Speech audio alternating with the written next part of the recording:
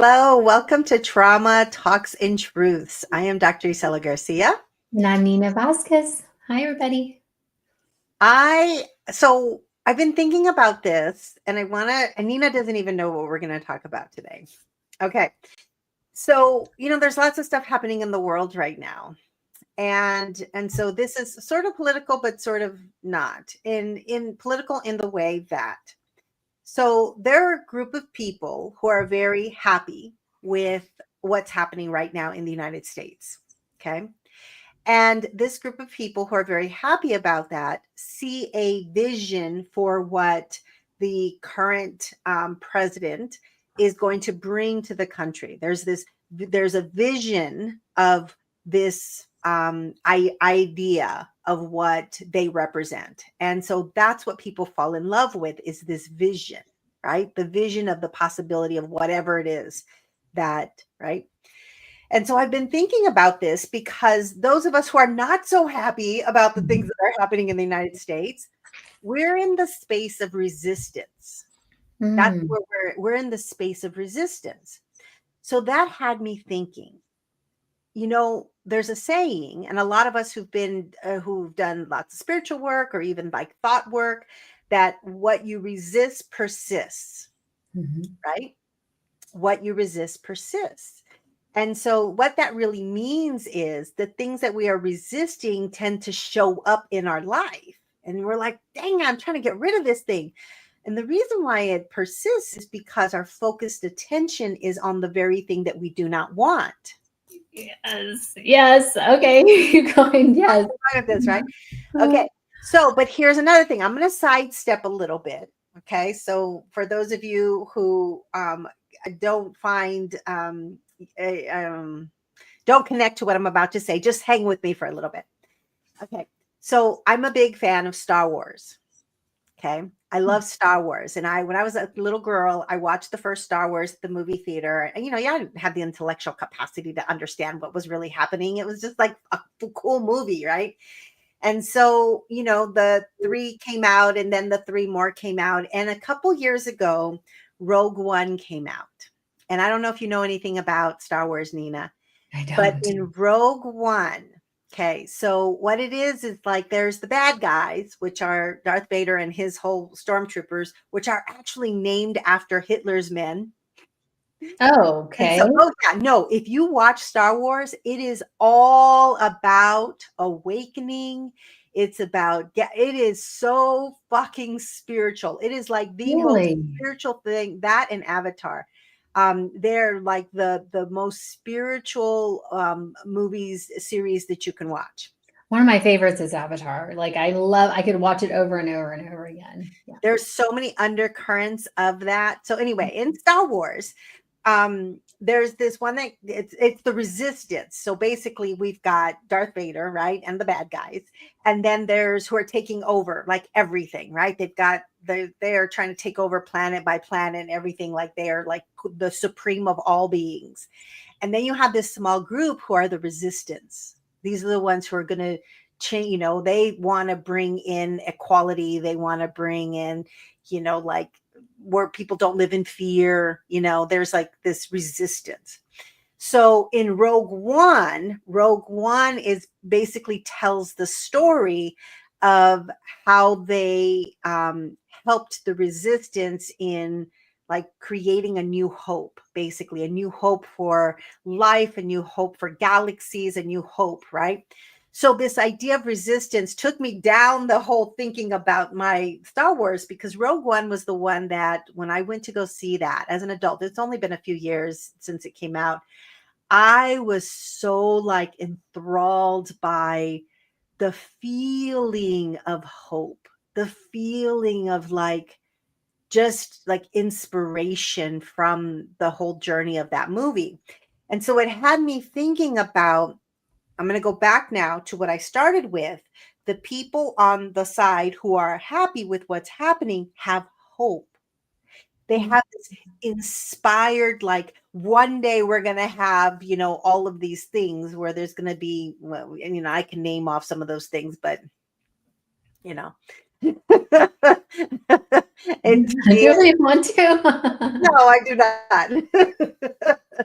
But the other side, we do want things like diversity. We do want things like equity. We do want things like inclusion. We do want things like accessibility, where people who have varying disabilities have ways to, they have accessible ways to be able to move and navigate through the world. Like, Mhm. we want people to be seen for who they are and to show up as they are. They don't have to be somebody else. Yeah. We value languages and lots of different languages. We value culture and lots of different cultures, right? Like, we want that. But our focus right now is the resistance. And I think that there needs to be resistance. There needs to be people who, I think everybody plays a role, like who signed up right now and who are actively engaged in this. It's like we all play a role. So we see the resistors. We see the ones who are like speaking up in Congress. We see the ones who are starting the groups to be able to, move into this, like, we're going to do this protest and we're going to do this thing. We need folks like that. But what we're missing right now is we don't have the hope for what? Ah, For what is our hope? What do we want to create? And I just named a bunch of things, but that's just yeah. Decella saying what I want. Yeah. We need a collective hope, not just in resisting authoritarianism. We need to envision an experience of life, of what it looks like to be in an equitable space. And we have never had that in the United States. Right. So it's like, it's not like, let's go back to the way it was a year from now. I don't want to go back to the way it was a year from now.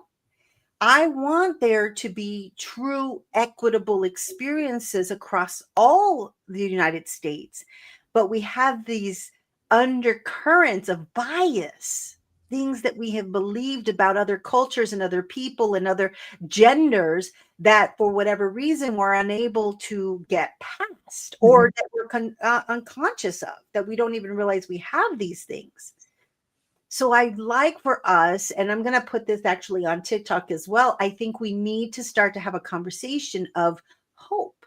Mhm. And what we want to create in this experience. Yeah. And what do you think?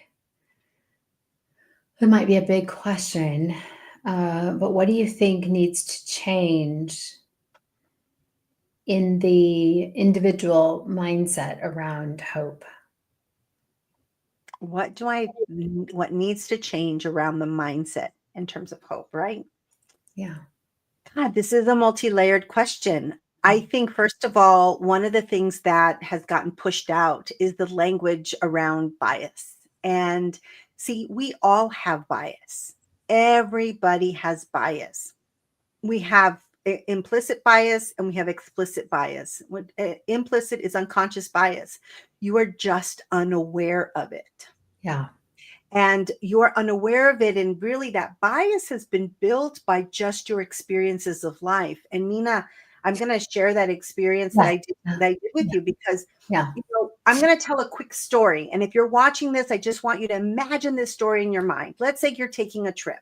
Okay. You're taking a trip, and so you've got your luggage and you call a cab. Okay. So let's say you live in a space where there's a cab. I know we have Uber and I know we have Lyft and I know, but let's just pretend we're going to take a cab.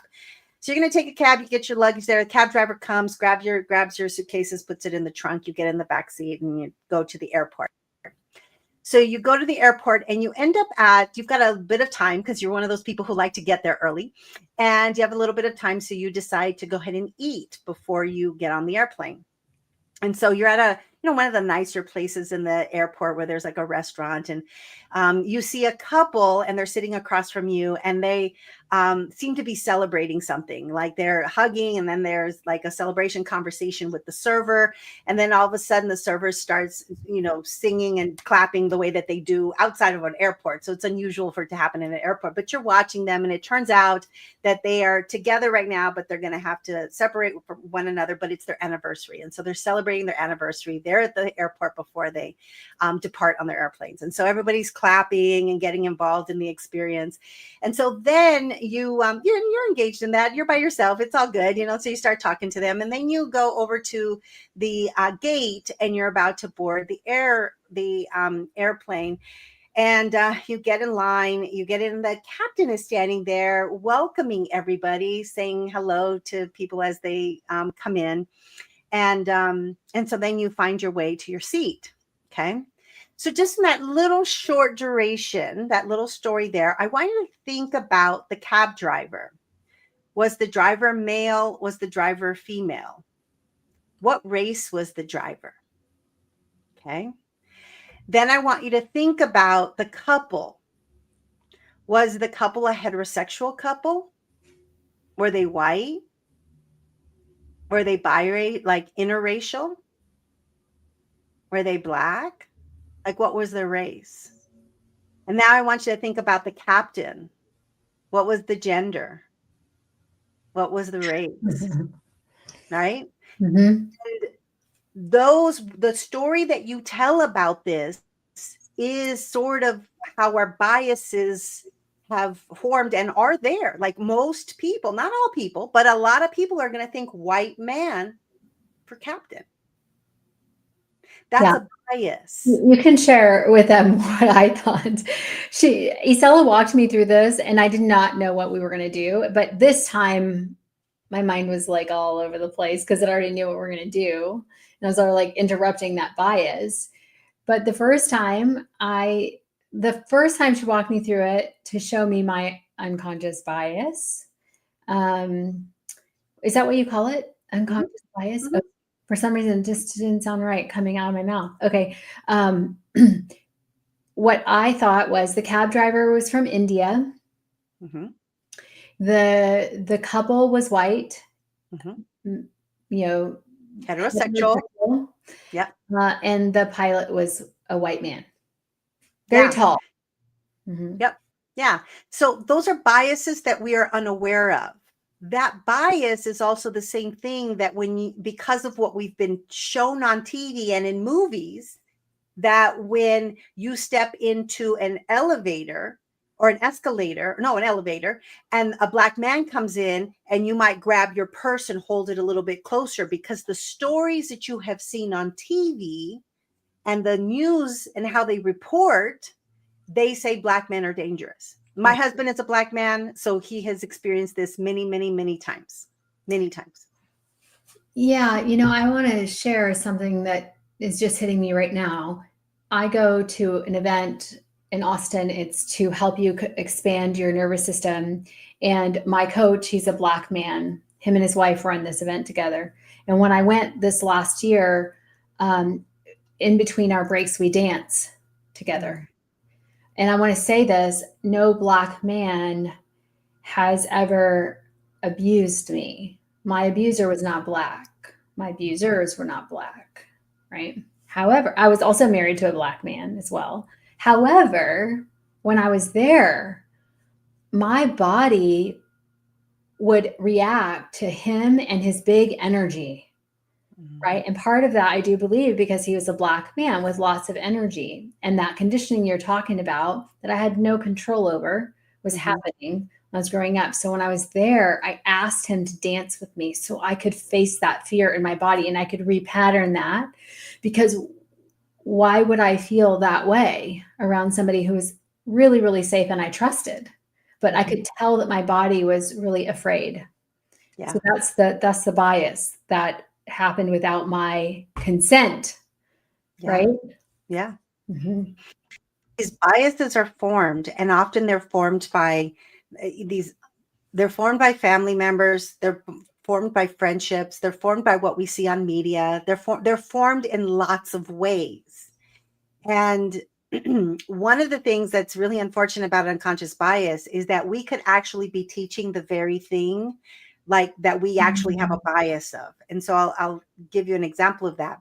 A woman who's a leader of an organization will speak very, very strongly about the importance of women being leaders, the importance of women being supervisors, that women bring in the feminine energy and the feminine, like they speak to that with so much passion and conviction.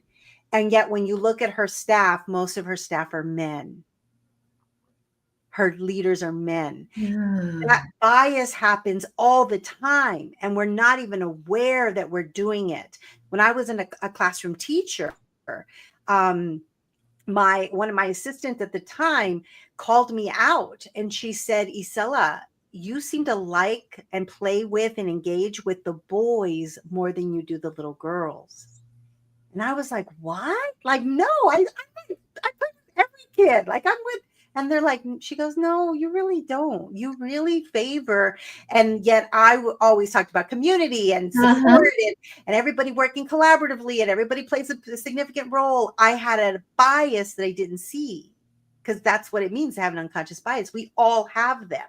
Yeah. And so that's what DEI is about. Like a lot of people go, oh, yeah, we're going to make some decisions based on, race and equity and all. No, it's also about bias because you're going to look at four different people and go, well, yeah, we're going to hire the white man. And you don't do this consciously. It's unconscious. You're going to go, oh, yeah, we're going to the white man as the pilot because that makes sense. Like that's what we normally see. And we don't recognize that. So unconscious bias plays a huge part in this. And we have to keep having conversations about it. We have to keep having conversations because people make comments to people like, I'll Yeah. give you one microaggression, but like, boy, you really did you really did well for yourself, Nina, even though you don't have a college degree, you did really well. Yes. That's a microaggression. Oh, yes. Yeah. Considering where you come from, man, you did good, right? Microaggression. Yeah. And so I think that these kinds of conversations have to be the beginning, the willingness to be uncomfortable and take responsibility for our biases and our beliefs. I think that has to play a role. I think the second part is, what does equity look like? What does equal opportunity look like? What does inclusivity really look like? And how do we build structures and systems that support people at the level of who they truly are, Yeah. not who you want them to be? Well, I really think this is deep though, Isela. Tell me what you think about this. Got to get more of my words. When you think about the mind, so many of us shut down ideas because it's not just, when I say mind, I don't mean just the brain. I mean like your unconscious mind, your whole nervous system. 95% of what we think, feel, and do is unconscious. And that's where the unconscious bias lives. And I know for myself, before I started my healing journey, I just shut down every possibility of anything that felt different. Right. And so you're saying like, we need to think about what do we want it to look like? What's possible? And how many times will we shut that down because we've never seen it? Right. Yeah. And so we need to, this is a huge conversation, but I think, we can't leave out doing your own healing work, because if you do your own healing work, you can actually self-reflect and say, yeah, I had those biases. Yeah, I was conditioned to believe XYZ. Yeah, like most of the time we don't even admit that because we don't feel safe to admit those things. But I'm telling you for sure, right now I'm walking around with tons of biases, right? And you see people dressed a certain way, you think something. You see people that own a certain car, you think something. You see people that have a certain color skin, you think something. It's happening without your knowing. Yep. So that's why we encourage doing your own healing. Yeah. Right. Your own healing is important. And it's also important to have the experience within community, because one of the most important things when we're looking at any group, so we're talking about organizations, companies, classrooms, it doesn't matter. Where we can really expand our awareness is when our groups are diverse. because diversity brings deeper conversations because every one of us has a different experience of life. Mhm. Our different experience of life is based on not only our upbringing and the things that we experienced growing up and, living where we lived, and even geographically where we lived, how much our family made, like all of those things come into play. And but it's also how the world treats you. So me as a Latina growing up where I grew up, it's like there was a way that the world treated me that might be different than the world treated somebody else with a Mhm. different experience, showing up in life differently. So that collective lens, when we share our stories with one another, we open up our understanding and awareness, and I think that's where magic happens. But when we have homogeneous groups where everybody is the same, similar background, same race, similar religion, we don't grow, we don't expand in our awareness. Yeah. And a lot of times we don't have, you know, it feels like we don't have safe places to share our differences. So we Mhm. just kind of like migrate to the people who think and believe the way we do. Right. But really, it is going to require that we come together and share, well, I really value this. This matters to me. This was my experience. This was my experience. And if you can really do that and not, here's the thing, most of our ego, the ego wants us to think that different is bad, Right. right? Or but it's all about like let's create more Mhm. separation, right? But as I allow myself to open my mind to new ways of thinking, and I'm learning so much from people just by opening my mind and my mouth and saying, Isalla's helped me a lot with this, because one of the things in my experience of life is my trauma response was fawning, which means I have zero opinion. Everybody else is right. And I'm just going to keep my mouth shut. And she's helped me to create some safety and some language around, I don't know. I don't have an opinion. Share with me. Mhm. What do you think? That doesn't mean I have to agree with them, Mhm. right? And that's the same for you. If you're in community with other people, you don't have to agree, but it's great to be curious. Mhm. But that comes back to your own nervous system. If you're dysregulated, curiosity is out the door, Right. right? So if you don't feel safe, you can't be curious. Mhm. Yeah. And there's another reason why healing is so critically important. If you if and healing in terms of like nervous system and healing from past hurts and traumas and grievances, so that healing, and running parallel, if you can do this in terms of your spiritual awareness, there does come a place, I promise you there comes a place and time where you're like, you have a different experience and perspective of reality than what I think and feel. And I don't have a need to try to persuade you Hmm. to think differently. You get to have your own experience. You get to believe what you want to believe. Hmm. Where it crosses the line for me is when we are harming others. So when our beliefs and yeah, basically our beliefs, practices, and behaviors infringe upon somebody else's rights or are harmful to others, that's when I get like, okay, like we need to stop now. Mhm. But you do come to a place where you're like, you get to have your own experience of life. You get to believe what you want to believe. Like you Mhm. get to have that.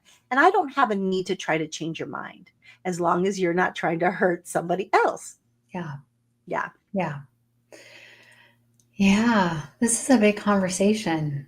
Yeah. So those are my 2 cents about, I think collectively we need to start talking about hope and what is it. And one of my I did a channeling on TikTok not too long ago that was to be curious about what it would be like. I think that's what it was. Something like be curious about what it would be like to live the life collectively that we want to live.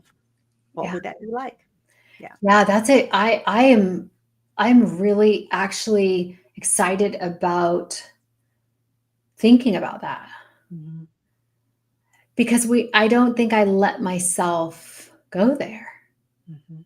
Like really leaning into like what is possible and outside of what I think is possible, right? Like really thinking about hope in a way of like anything is possible. Mhm. I heard somebody say once, uncertainty equals infinite possibilities. Mm. And that really helped me. It's like, okay, we're uncertain right now. That means we can define where the target is, Right. Yeah. right? We get to define what it is, and we get to give all the energy to that. Yeah. What you give to energy to, it grows. Right. And see, there's a lot of folks in the spiritual community that are like waiting for ascension to happen, like waiting for, and I'm not saying that it's not happening, but Yeah. what I am saying is that even when we're looking about our earthly experiences, when we're just here in our bodies, right? We get to create this idea of possibilities. Yes. But we need to start having these conversations. Like we need to start talking about what do we hope for? Right. Waiting for ascension to happen in the spiritual community, in my mind, and this is just my opinion, is the same as I'm waiting for Jesus to come. Mhm. He's going to come and save me. Mhm. Somebody's coming to save me is a belief system that will keep you needing to be saved. But Mhm. when you realize that you have the power to create from your hope and your vision an experience of life, you'll stop waiting Well, not only that, but heaven is not a place, it's a state of mind. You can actually shift into that fifth dimension right now. right now. Yeah. Yes. Yeah. Yay. All right, everyone. Have a Yeah. good weekend. And if you are watching and you are not part of our community, you can join our community. I need to start dropping that in our YouTube thing. Like I haven't been doing that. But we are on the Circle platform. If you want to be a part of this, just reach out to one of us and we'll get you on board with our community. Yay. Sending you big love for the weekend. We'll see you on Monday.